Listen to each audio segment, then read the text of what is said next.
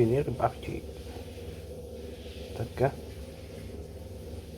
Дай парите, дай парите, дай парите.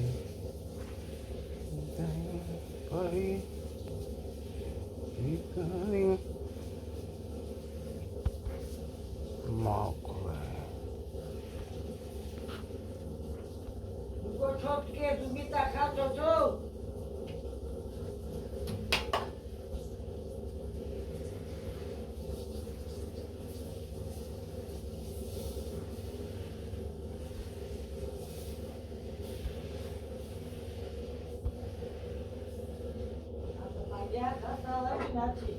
На мангала му какво намира?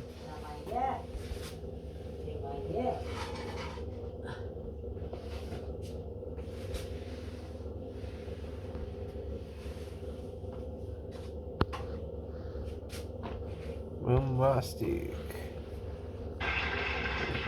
И за мен е чест да дам пример на по-младите след мен и да съм сред такава група хора, които вдъхновяват всички и се опитваме да направим София най-доброто място за живеене за нас.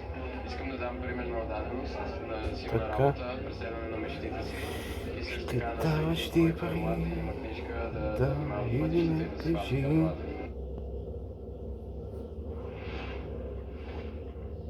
Втори задържан след стрелбата в Хасковското спортно училище, където деветокласник се е похвалил, че има газов пистолет и е стрелял през прозореца вчера сутринта. 16-годишният младеж беше арестуван вчера. По-късно полицията открила собственика на оръжието, който не е познат на семейството. Той не е знаел, че пистолетът липсва. Задържан е синът му, който е продал газовия пистолет на ученика. При инцидента няма пострадали. Вероятно стрелецът ще бъде обвинен в хулиганство и преместен в друго училище, а тепърва ще се решава дали да бъде санкциониран и собственикът на пистолет. Установено е, че пистолетът действително е газов. Той е регистриран законно на лице от град Хасково на 57 години, който в законовия срок е уведомил районно управление Хасково за... Ама нали договорите си плащаш, тако, за това те питам. Заради допуснати процесуални нарушения, делото беше върнато и започва от самото начало. На първа инстанция шофьорът Иван Иванов получи 3 години условна присъда с 5 годишен изпитателен срок.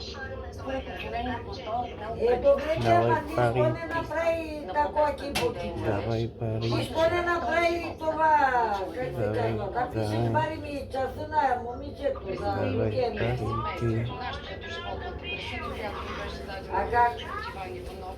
Но съгласете се, че...